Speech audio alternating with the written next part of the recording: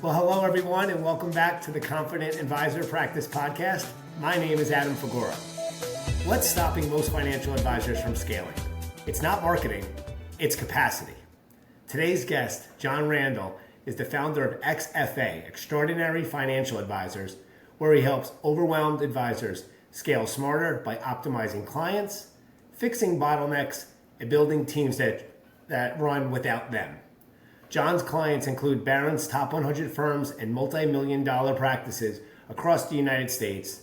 If you're ready to break through growth ceilings and finally lead like a CEO, you are in for a treat here today.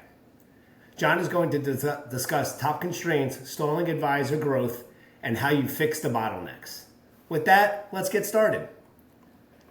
Jon, welcome to the podcast. Really excited to have you here today. It's awesome to be here, Adam. I love the podcast, and it's going to be so much fun to contribute to it here. Absolutely. Well, thank you for coming on. After you've helped hundreds of advisors over your years in the business and seen advisors grow and scale their practices, what are some of the largest constraints holding advisors back from growing faster? Well, it is interesting that how we're all trained as advisors, it's more, right? More clients, more assets, that's the path. And that path gets us to a certain point, but what happens is advisors and practices hit ceilings.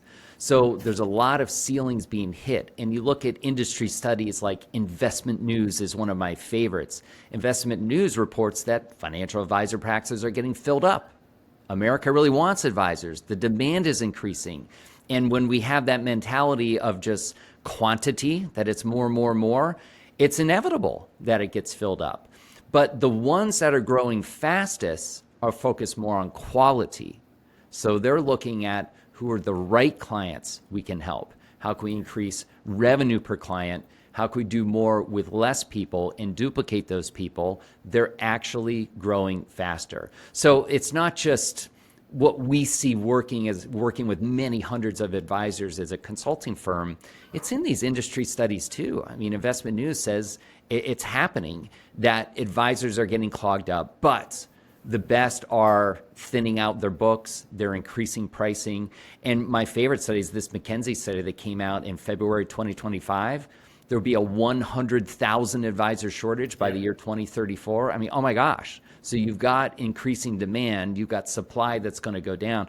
This is a good business to be in for advisors that are going to be around, right? There's a lot of growth, a lot of acquisition opportunity, but it's going to be more about quality than it is quantity. And we'll go deeper on it, but just as a concept, the things that got us here may not get us there to grow and scale to the next level.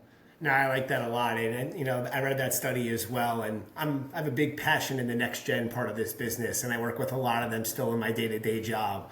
I always think about it. I tell them this is a crappy 2-year job but a great 30-year career. You got to build to something as well. And you got to make sure you're seeing where this can be. And like you talked about, quality over quantity. Everyone just wants more. Mm-hmm. But do we have the right ones that we can make this actually scalable as well? Yeah, it has to do with psychology too. So I'm actually finishing up my PhD in performance psychology. And nice. Part of this has to do with just the human mind. Our brain craves equilibrium. So comfort, right? Things like that. That's what our brain will trick us into, whether it's conscious or subconscious. So if there's something we have been doing for a long time and a different way comes along, our brain will actually trick us into doing the old ways. That's not the way we do things around here. We do things the old way. And so with advisors, we keep falling in the trap of doing the old ways. It's so common. It just has to do with being a human being, the way our brain is built. And it really takes getting a little bit uncomfortable and trying a different approach. So for those of you listening that are doing under $1 million in revenue, you know what? You can get to over $1 million in revenue on your own. You don't have to have a bunch of advisors. But if you're going to be doing multiple millions, 8 figures, 9 figures in revenue, like some practices we work with in the Barron's top 100, we even work with the number 5 Barron's ranked advisor. You know what? It's a different game. That game is more about leveraging other advisors on your team than it is you being the main advisor. And so that shift is difficult for some, that they build the business to a certain point. Maybe it's 1.5 million, 2 million, 3 million in revenue, and they hit the ceiling because they're playing the old game that got them there. And it's a totally different game to get to the next level. And it really is a game of capacity management, is probably the number one constraint that we see holding practices back. It's a two-sided coin of the owner having too much on their plate, and that those that want to scale the business and do multiple millions, you've got to leverage the capacity of other advisors on your team. And if you don't leverage them enough, it's hard to really grow. So let's dive into that a little bit more, because capacity is clearly the issue here, right? And you're right. Most people that have been in the business for a long time, they think they can do it all. Or want to do it all, and sometimes they gotta, how can we delegate more and more? So what capacity issues are you really seeing out there that advisors are facing? So I'm going to give you some industry stats that come from the Investment News study. So the average owner of a independent financial advisor practice, they're only working with 96 clients. They're responsible for 1.3 million, a little over 1.3 million in revenue for the firm. The average advisor on their team is managing 146 client relationships, managing 919. So they're almost $1 million producer on the team. Now, this isn't a, hey, you go out and build your book, because we all know as we all started, there's over 90% chance that isn't going to work out for them. If you're an owner or founder and you've grown your business, go be the growth engine. Go find growth organically. Go find growth through acquisitions inorganically, and leverage other advisors on your team to work it. There's a ton of advisors out there that do not want to go and acquire their own clients. Most of the advisors out there would prefer just to service clients and have them handed to them. And you can have a huge profit margin on this type of business. So that, making sure that advisors on your team are managing $1 million plus in revenue, that's what a lot of our best, most profitable practices are doing. We have a few that I'm thinking of right now. We just had at a workshop recently. They're all Barron's top 100. And you know what? All their average advisor on their teams, they're all doing about 1.5 million. And their goal is, how do we drive that up to about 2 million per advisor on our team? And so those numbers are pretty telling. So if you're out there, you got 300 or 400 clients in your book. Well, how many of those clients are not profitable? The average client of a financial advisor has 1.66 million now. They produce over 10,000 in GDC, production revenue, whatever we want to call it. So all the clients below that, I mean, how many clients do you have producing under 5,000 in revenue that probably aren't very profitable for you? They're sucking up time. They're preventing you from doing more with your better clients and duplicating those clients, having time for acquisition. That's what the best are doing, that are growing the fastest. Yeah, I really like you say that. I focus a lot with my top advisors and how do we get you to just work with the top 20% of your book right now, and who can we delegate the other 80% to from a servicing aspect? Because you're right, more and more advisors that are coming into this industry right now, they're not the quote unquote hunter like it used to be back in the day. It's all right, I want to be the service advisor, I want to help grow the firm and add value a different way. So we got to make our senior advisors really think from a different approach for themselves as well. It's not the same way they came into the business either. Yeah, it really is. It really is different, and I'll reference a Barron's top 5 advisor. His name's John Cutton out of New York, and he loves making a home for good advisors out there. There's good advisors that just are struggling to acquire clients, or are just don't want to be in the rat race of acquiring clients, and so they have a huge business. They've got 16, 17 million AUM. And lots of clients to go around. So they can easily make a home for somebody and load them up with an appropriate amount of clients, less than 200 clients that they can service and do a really good job with. That's probably going to be producing about 1.5 million in revenue. It's great for everybody, right? The advisor coming in is probably making more.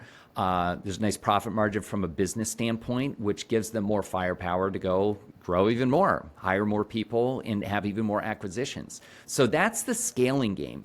And it's okay if you don't want to scale out there. I see 2 paths in the top practices. There's either more of a boutique model, which is let me just work with less clients and higher quality clients, which is an excellent, very profitable path. But in the scaling model, which a lot of advisors end up going down, they don't leverage the capacity of the advisors on their team enough. They hoard too many clients on their plate, and it just stunts the growth. And you go back to, well, how do you bring in more clients? How do you do more with clients? You go back to, I use this term constraint. You peel back the onion, the real constraint in so many of these practices is capacity, and it shows up in diminishing the client experience, which is why these practices don't get as many organic referrals as they could. Now, I like that. And, you talk about it is, all right, how can we free up your time to go do the right things? If you're the, rainmaker, or, you want to go get the organic business, how do we bring in other ways to really grow this firm from what you've just been doing on your day to day? And you leverage the rest of the people around you. You have the right people on the bus on your team for a reason. How can we leverage them to their best capacity as well? Exactly. So then you look at, okay, so we talked about driving the revenue per advisor on your team. Well, how do you do that? Okay, well, it's driving revenue per client, right? It's making sure they work with the right clients. And it's a great lesson from a lot of the big money managers that some of them don't even compensate their advisors with clients with less than $500,000 because they know their profit point. There's definitely a profit point right around there of about $5,000 in revenue that so many practices have so many clients caught up there. And they have this anchor thinking, right, that humans have of oh my gosh, this client started with me and they're really nice, or they trick themselves into thinking they don't take up that much time, but they do take up time. They take up time with your team. Yep. And so it hurts the business. It really does. So really, you should be looking at how can you drive more revenue per client as a practice. And that will help drive either your revenue if you're just a single producer, or if you're scaling with other advisors on your team. That's a critical metric. So you look at what's the big drivers of revenue per client. All right, well, it's pricing. It's the biggest one. What's your pricing here? I love the Cerulli information on what advisors are charging out there. It's very helpful. So at least you can know where do you stand compared to industry averages. So we do some benchmarking with practices, which we'll certainly do for your listeners, Adams. We have a great benchmarking tool that'll help them see what is your pricing, how does it compare to the industry. But then how could you add on other services? How could you add on other things to drive more revenue per client? One of the hottest things in the industry right now is financial planning advice services. More and more firms are unlocking this for clients to pay separately from their asset management for this. And if you're an RIA, usually there's some kind of pricing that's sort of asset-based or net worth-based for what that fee might be, but making more available to them is huge. Now, I hear it, advisors, I can already hear what you're saying, we include that with the asset management, right? That's where we make all of our pricing. Okay, so it goes back to psychology. I'll tell you, when I started as advisor in 1999, wrap accounts were just coming out. It seemed completely insane that a client would have a wrap account and see the fee. We bought mutual funds and brokerage. Now, fast forward 25 years, wrap accounts are the way of our industry. It took us a little while to change our psychology and get on board with this change. We're there. But here's the industry stats on financial planning. Cerulli reported 79% of clients of financial advisors are willing to pay separately for financial planning advice services, and the average pricing is a little over $3,000 per year. That is a huge opportunity for you to generate more revenue per client. It's the second biggest revenue source. The third biggest revenue source is insurance. Not everyone does it. Most advisors just don't get to it. But it's a great revenue source. Yeah. If you're doing planning, the average CFP does quite a bit of insurance, not from a protection standpoint, probably more of a tax and estate planning tool is where it's really more valuable. But that's really drivers. It's pricing, it's adding on additional things per client. You can really increase your revenue per client. And a lot of practices can grow by 50%. A lot can even double their business just with existing clients. So they're so caught up and I just got to bring in new people, right? But there's so much you could do from within that all goes to the bottom line, right? It all just goes right to profit, that you could have such a better practice with less clients and do more revenue. So I'm sure you come across this, and I'm really positioning this with all the advisors in our group as well. Is I love that you talked about, the advice is different from the implementation. You got to keep them separate. It's unbiased advice that really can help incorporate the implementation. And the client has more skin in the game this way too, if they're paying ahead of the time. We have the pushback that I get a lot. I'm curious if you've heard this as well from advisors that you work with. Is How do I start charging them a fee now, Adam? I haven't charged them for the last 10, 15, 20 years. Of course, comes up every time, right? Because it's this basic psychology we have as humans, Correct. right? I've been doing it the old way. Something new comes up. I can't do that. The most common thing we hear is, well, maybe for new clients we could do this, but we can never do it with our existing clients. But the existing clients, the opportunity, right? It really is. So you think about value and cost on a weight scale together. So the cost of any services, if there's enough value that outweighs it, it's not a big deal. Now, it can give you some confidence to know that 79% of clients out there are willing to pay for this. So that should be one hurdle that, okay, almost 80% of your clients are willing to pay for this. That should be step number one that gives you some confidence. But if we can help frame the value that it could be better, it could be different. We have some techniques of doing that helps the advisor have some confidence that this is a good thing for the client I'm going to make available, helps the client feel good about it of, you know what, I do want to do this seriously, I do want to engage in it. And there could be different topics, going deeper on something that's important to them, something you haven't covered or something that's going to come up down the road. There's a lot of ways to create the value. And so if the value is there and heavy enough, the price is not a big deal. And I'm telling you, practices that are so worried about this, I've seen some go out and charge $5,000 for this service, $10,000 for this service. Just making it available, not pressing that this is the way or you got to take the highway, you're out of here. Just making it available to clients. Clients want it, and they're shocked that, oh my gosh, like, you want this? It's $10,000. You sure you want that? They're like, yes, that's what I want. So it just goes back to the technique, which is it's something we help advisors with. It can be done, but advisors, we're just in our own head. We hold ourselves back from the true potential. Yeah, no, I love that you go about it that way, because it's right. It's have to sell the advisor on this. Some of the new advisors always want to do it because that's the way they went through school and were told, and this is important, especially when you go through the CFP material. So I think that's really important. I want to go back to the revenue per client, because you really honed in a lot on that, and a lot of advisors out there have below industry averages. Besides the financial planning aspect, what other issues are you seeing really advisors face, and how do they overcome this hurdle? Yeah, so it's the combo of you've got to look at who are the right clients. There's probably some you shouldn't be working with, which you could just put on ice for now, maybe not proactively service as much as you could. So many advisors are afraid to let go of revenue or hire someone to work those clients, which it's not very scalable to give the bottom of your book to somebody, right? You're going to have the same problem in your business. You're not going to have enough of a profit margin on an advisor. You want an advisor in your team to be working with industry average level clients, right? 1.66 million AUM, producing at least 10,000 in revenue. That's who you want them working with. So it's a little bit of the quality. Okay, how can we get out of the people that are sucking up time? But then it's how can we increase the revenue here? And it's the simple things we cover. It's pricing, it's adding on other services. And if you make those options available, not an ultimatum, you make them available, you'll know which clients will want to go with you. So you could have some different. But one of the things we work on, what we call it XFA, we call it client optimization. And part of that is how you segment, what your pricing is, how you add on these other revenue boosters. So you could have segments of, okay, these people want to pay and engage with me at a higher level, but we need a way to contain the other clients that do not take up that much time, if you're going to keep them around. And that when you generate more revenue with enough clients, some of the better clients that are going to be with you, it can give you more confidence to say, you know what, this 30,000 at the bottom of my book, I don't need it. I just generated 100,000 with the small number of clients at the top of my book. So now I feel more comfortable finding a different home. Maybe there's another practice that's want these, maybe do a little revenue share, maybe package them up and sell them. There's a lot of different options you might want to do, but dumping them on the new advisor is not always the answer. You want your advisors working with better clients, but it goes back to these really fundamentals, and the revenue per client is such a big constraint.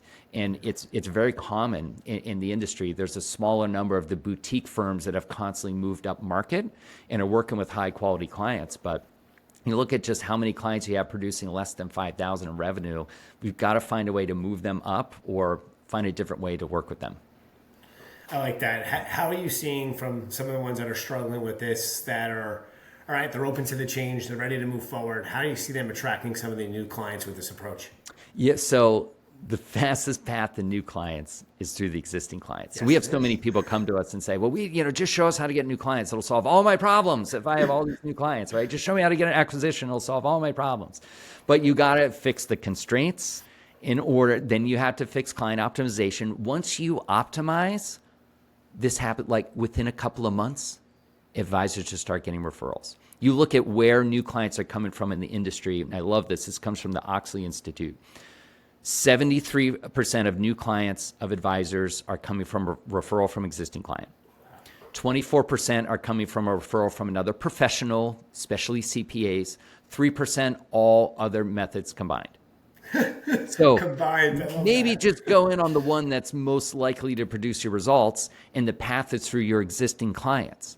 So it's what we help advisors with is going back to this theme of focusing and quality. So it's not having some corny referral script. It's not, I'm going to put on some kind of events and things and hope people show up and hope they bring guests. It's more of being laser focused in target marketing approaches. There's probably a really small number of clients. I'm talking like low single digit number of clients in your book that could be potential connectors and the access point to other people just like them. Those that grow the fastest organically have 1, 2, maximum 3 targets. Another name for them is niches, where they will just go really deep on those clients. And it can literally start with one client. Yeah. And the more dialed in on that client, the better. And I'm not just saying, well, I like working with business owners. Okay, there's millions of them in America. How about like what type of business owner? Maybe it's they own car dealerships. Right? Like really targeted. Now, it's hard to break into a market like that if you're not already in. Sure. If you have a client who values what you do, you're already in. And so which one of these clients is going to help you access other people like them? We really leverage them, their guidance, their knowledge to get there. And we help advisors with this a lot of techniques to get there quicker. And we just had a big event back in April. We host a big, large event with hundreds of advisors annually. And we featured 4 advisors that were struggling with client acquisition. And all of them are now acquiring over $100 million in new assets net. So net is assets coming in minus assets going out. All of them, over $100 million in new assets organically, all from referrals. And they all said the same thing. We just did client optimization, and it led to it. But we focused on who we help best. And we went deeper with those particular clients, and they referred us to other people exactly like them. All 4 of them basically had a different version of the same story. So it works. But it goes back to the theme of focus and quality will get you much, much further than just quantity. I call those people the cowbells in the book of business, that group right there. Now, I really appreciate your insight, Jon. Thank you for your time today so far. I really do appreciate it. What final advice would you really give to our listeners here? I would say know where you stand, benchmark your practice, know what your opportunities are to grow. One of our favorite things to do here at XFA is we provide a free growth guide, which we'll certainly do for your listeners, Adam. And you can find it on our website, xfa.coach is our website. But it's nice to know where you stand. So this diagnostic tool will benchmark you against a whole bunch of industry averages, and it will show you exactly where your opportunities are to grow with existing clients. There's a quick questionnaire. It only takes about 3 minutes to complete the questionnaire, but it will also identify your constraints, the things that are holding you back from growing to the next level. Whether you're looking to get to $1 million, whether you're looking to do multiple millions, 8 figures, 9 figures in scale, wherever you're heading in your practice, it'll show you exactly what's holding you back. So I recommend just getting a free one of those and know where you stand so you know what to overcome, what constraints to overcome, what opportunities you have, how you compare to the industry with benchmarks. So the XFA Growth Guide is a wonderful path to do that, and we're happy to provide it to anyone for free, Adam. That's great, Jon. What is your website again? It's www.xfa.coach. It's right there on the website. You can click on free growth guide there. We'll also have a landing page for your podcast there, Adam, that we can supply. That'll go there. It'll have your beautiful face there. And can click to get a free growth guide right there. Perfect. I really do appreciate it. I want to make sure my listeners can get in touch with you after today's conversation as well. So thank you for that. Anything else, Jon, that's top of mind that you think that would be really important for the group? Well, I just think advisors that are listening to this and getting better, you're already ahead of the rest. There's so many advisors that are on cruise control, that aren't doing much, And if you're listening to this, you're already better, right? You're already better than the mediocre that aren't taking the time to listen to podcasts and get better. So this is one of my favorite ones in the industry. There's so many out there, but this is a really awesome one. So keep listening, keep getting better. You're on the right path, and America needs you. There's more and more demand. There's going to be less advisors, so keep getting better, and let's help some people out.